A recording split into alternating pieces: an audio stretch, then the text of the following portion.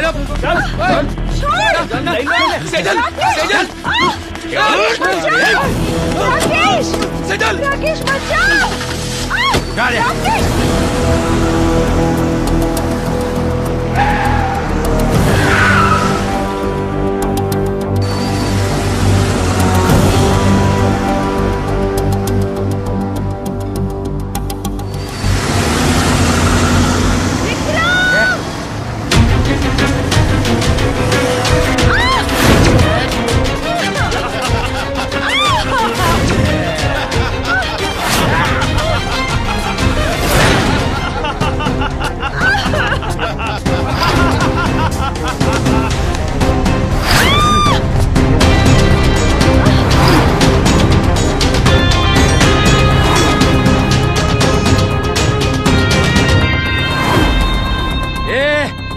પેલા આને સરખો કરો હે જાઓ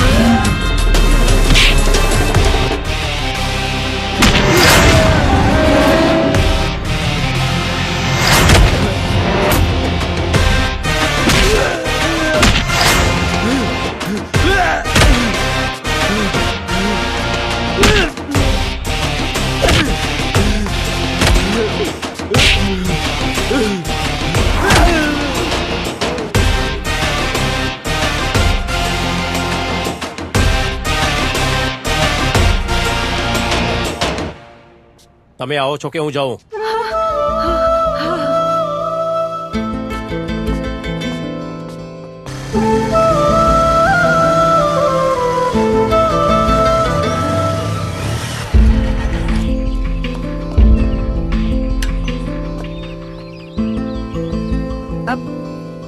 અંદર આવો.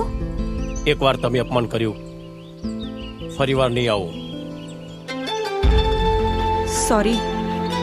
અહીં તો વિક્રમ તમને મૂકવાયો છે એટલે થેન્ક્સ કહો. સોરી કહેવા માટે તમારે સામેથી આવવું પડશે, સમજ્યા?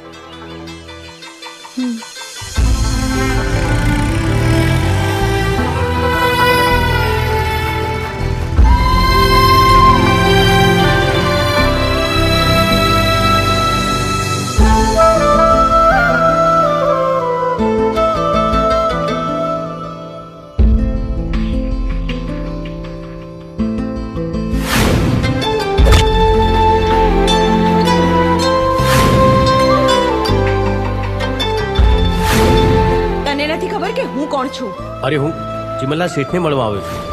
અહીં તો વિક્રમ તમને મૂકવાયો છે એટલે થેન્ક્સ કહો. સોરી કહેવા માટે તમારે સામેથી આવવું પડશે, સમજ્યા?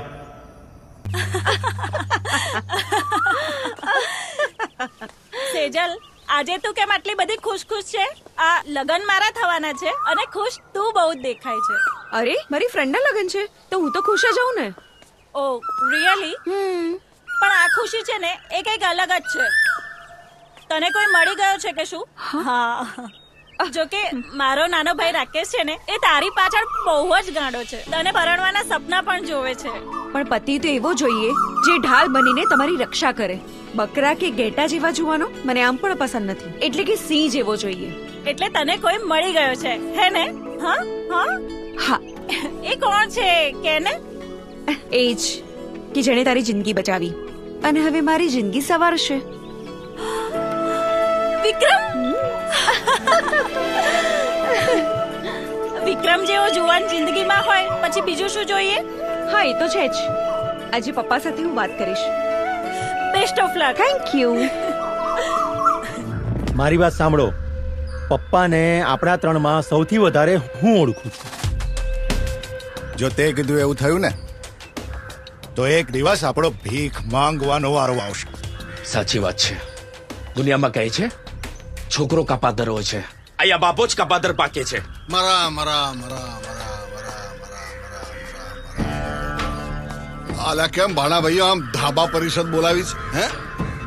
મામાશ્રી, તમને તો ખબર જ છે કે પરમ પૂજ્ય પિતાશ્રીએ લાડકી દીકરી કેતકીના લગ્ન લીધા છે. એટલે હવે તમે જોજો, રૂપિયાનો ધુમાડો થશે અને વગર માગેલું દહેજ આપીને તિજોરી ખાલી થશે. અરે ભાણા ભાઈ, ચિંતા શું કામ કરો છો? આ મનસુખ મામો છે ને તમારા મનને સુખ આપવા માટે જ આ ઘરમાં આવ્યો છે. આફતને અવસરમાં બદલવાનો આ ઉત્તમ સમય છે. એટલે એમ કે ઘરમાં લગ્ન પ્રસંગ છે, એની આડમાં આરામથી જોઈએ એટલા પૈસા કઢાવી લઈશું. મામા એ કઈ રીતે? સમજાવો. જો ઘરમાં લગ્ન જેવો શુભ પ્રસંગ છે,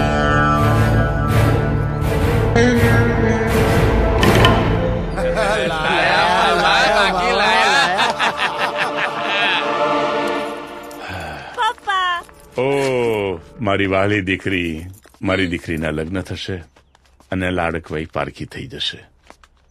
બેન, તું આ ઘરમાંથી જઈશ તો આ ઘર ખાલી ખાલી લાગશે.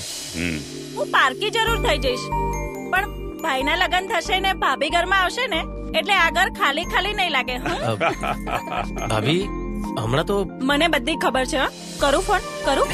અચ્છા, એટલે અમારા વિક્રમ રાજાએ એમની રાણી શોધી કાઢી છે એમને?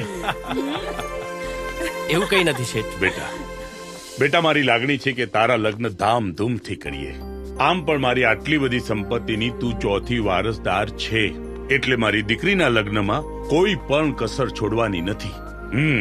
શેઠ, તમારું દિલ બહુ મોટું છે.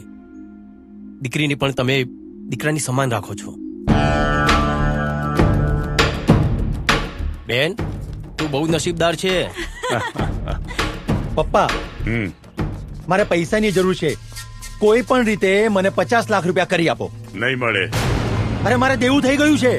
તો પણ નહીં મળે. સટ્ટા જુગારમાં ઉડાવવા માટે મારી પાસે પૈસા નથી. મહેનતની કમાણી છે, હરામની નહીં, સમજો? પપ્પા, તમે મને પૈસા નહીં આપો ને, હા, તો હું ઝેર પીને મરી જઈશ. નહીં દીપક, નહીં નહીં નહીં દીપક, નહીં. છોડો. મમ્મી કોને? છોડો. બેટા એવું ના કર. અને તમે કેમ ના આપો? કેતકી બેનને તો માંગ્યા વગર બધું મળ્યું છે, અને જ્યારે દીકરા માંગે છે ત્યારે પૈસા નથી. કેતકી બેન પારકી છે, એ પારકે ઘેર જવાની છે. ઘડપણમાં દીકરાઓ સાચવશે, દીકરી નહીં. આ બધી સંપત્તિ પૈસા અમારા જ છે ને, અમારો હક છે, તો પૈસા આપવામાં શું વાંધો? પપ્પા, આપો કે ઝેર પીને મરી જાઓ. બેટા નહીં, ઝેર પીને જીવ નહીં. આ બેટા, તારા પપ્પા સારા છે, હું સમજાવું છું. બનેવીલાલ, માની જાઓ ને, છોકરાનું માન રાખો. અરે આ દીપક નથી, તમારા કુટુંબનો કુળ દીપક છે. ન કરે નારાયણ ને જેણે ઝેર ખાઈ લીધું તો વિચારો, આપણા ઘરમાં શુભ પ્રસંગ અશુભ પ્રસંગમાં પલટાઈ જશે. એને ઘરમાં લગ્ન ગીતને બદલે મરસિયા ગવાશે. માની જાઓ. ખોટી જીત કરો છો પપ્પા. આપી દો ને, અને એમ પણ આ રૂપિયા પર અમારો જ અધિકાર છે. ના પાડીને, ભલે ઝેર પીતો, ભલે મરી જતો. મરી જશે તો 2 દિવસ એની લાશને મૂકી રાખીશું. લગ્ન પ્રસંગ પછી અગ્નિદાહ આપીશું, પણ હું એક કોડી એને આપવાનો નથી. આવું કેમ કરો છો તમે? આપી દો ને પૈસા. આટલા ક્રૂર કેમ બનો છો તમે? તમારા માટે દીકરાની જિંદગી કરતા 50 લાખ રૂપિયા વધારે મહત્વના છે. ના પાડીને મેં એક કોડી પણ નહીં મળે, અને મારી પાસે એશો આરામમાં ઉડાવવા માટે એક પૈસો નથી. પપ્પા ભાઈને પૈસા આપી દો, મને કશું જ નથી જોઈતું. ના એટલે ના. પપ્પા, જો તમે ભાઈને પૈસા નહીં આપો ને તો હું લગ્ન જ નહીં કરું.